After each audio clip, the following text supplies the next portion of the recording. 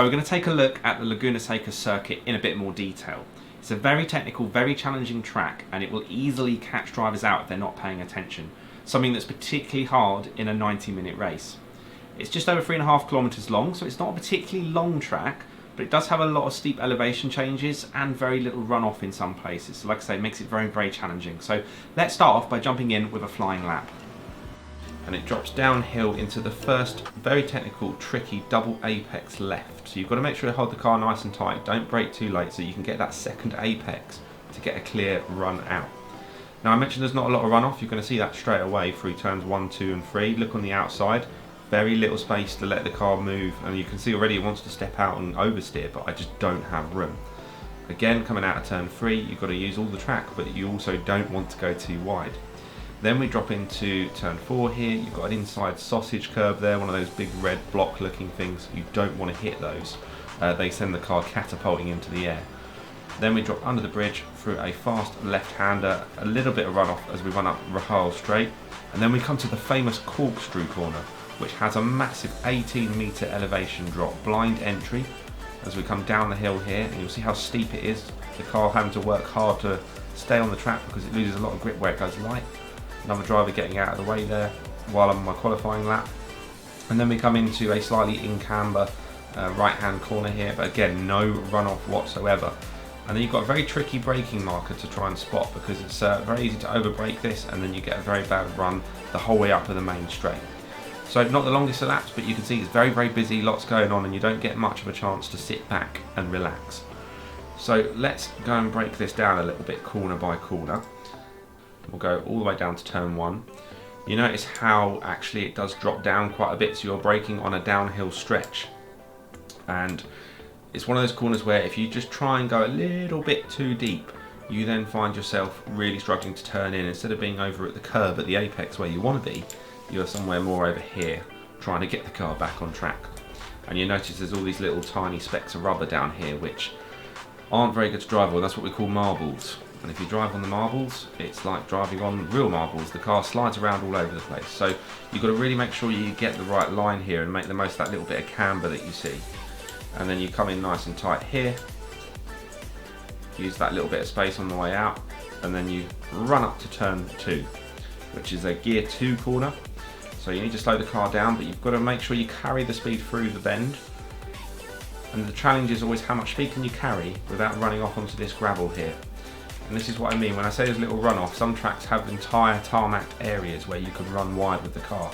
Where you see there's very little runoff space to use. So the problem is if one wheel or one tyre drops onto the gravel as you're coming out of a corner, the car will spin very, very quickly because of course you've got one tyre with zero grip on gravel and the other tyre with loads of grip on the track, and it just spins the car around really, really quickly.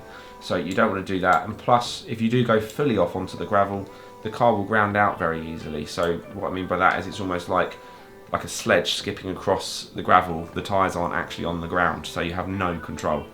So it's really, really important, especially over 90 minutes, to keep it on the track. You can see the lovely hospitality space over here. People could be watching the race from. Some great detail in the game.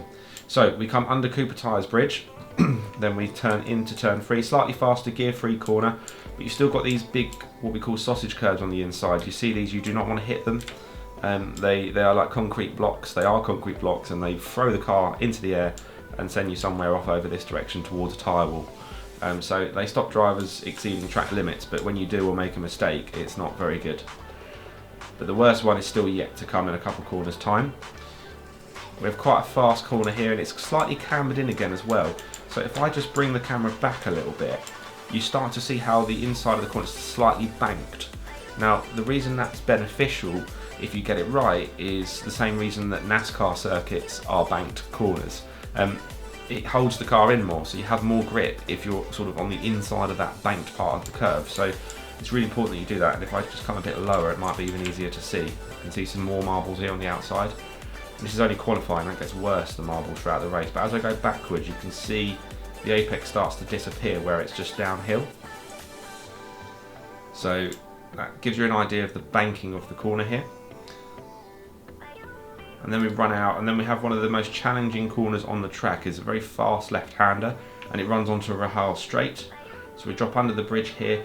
You're looking for a braking marker, and again, when you're in the car, you can't really see the apex of the corner. If you look, it's very hard to see the inside of that corner. You're coming in at breakneck speed. You've got to sort of dip the brake, down a gear, and then turn it in. This is the worst of those big curves that you could possibly hit. So if somebody hits that, they're pretty much going at least out onto the gravel, and if they're lucky, they'll come back on. Worst case, they're in the wall. But there is a little bit of runoff. It actually got added later on in the circuit's life. There was originally none there, but there was quite a lot of cars running off wide, and to get approval for certain levels of race grade, they had to add more runoff. And then we come to the famous Corkscrew Corner, or turns 8 and 8A. Now, I mentioned it was a blind entry. Again, we're not really far off this sort of level as we approach with the car. Notice, again, we can't see where we're going. If you're coming along here flat out, just touching into gear 4 or 5, the car's at a pretty substantial speed, and you didn't know what's coming up, you wouldn't know to brake, would you? So you have to know the track, and that's where learning the track comes in very helpful.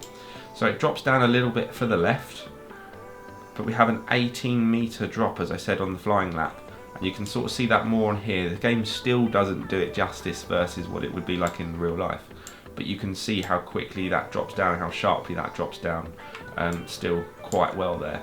If we look back, you can see that. And the real challenge to that is the car goes very light. So if you imagine as the car drops downhill, the weight of the car kind of lifts up to go the other way, and the tyres are then having less compression, putting them into the ground, and then you have less grip. So you're trying to negotiate a tricky off-camber, on-camber corner, and then all of a sudden the car goes light and you have less grip to do it with. So that's one of the reasons that you can see that corner go wrong for people, and they lose control of the car on the way out, maybe have a big slide or a big moment. So we're rounding off then the last few corners of the lap. We drop downhill a little bit further, and again it's another very cambered corner. Normally you would want to come out nice and wide and then tuck in for a corner, sort of wide entry, apex and wide exit. But actually you tend to see, and you can sort of see on the track here, how there's a slightly darker line that runs across the middle. Now that tells you that that's where most of the cars tend to run, and that's exactly how it works in real racing as well. So you actually want to be slightly more mid-track, because then you make the most of that camber again, and you use a bit of this curve and come out nice and wide. And then we come through into the penultimate corner, again a bit of camber to use and a sausage curve to avoid. It's another corner where it's very easy to run wide. There's lots of opportunities for drivers to make a mistake and lose positions. And then the final turn I mentioned on the flying lap is quite a tricky one.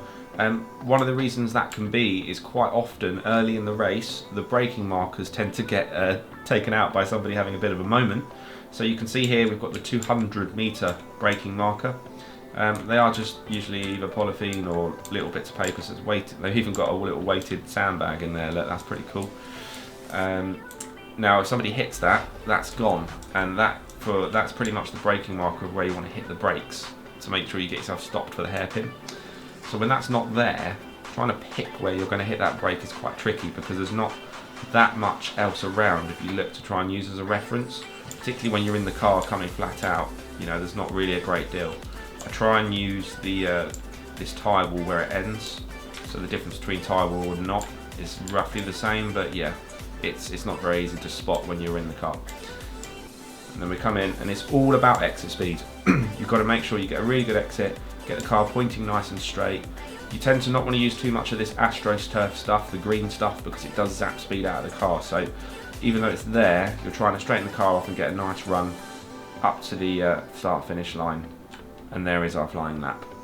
So as you can see, lots of ingredients for challenges, lots of ingredients for some excitement during the race, and I'm really looking forward to seeing how the drivers tackle it.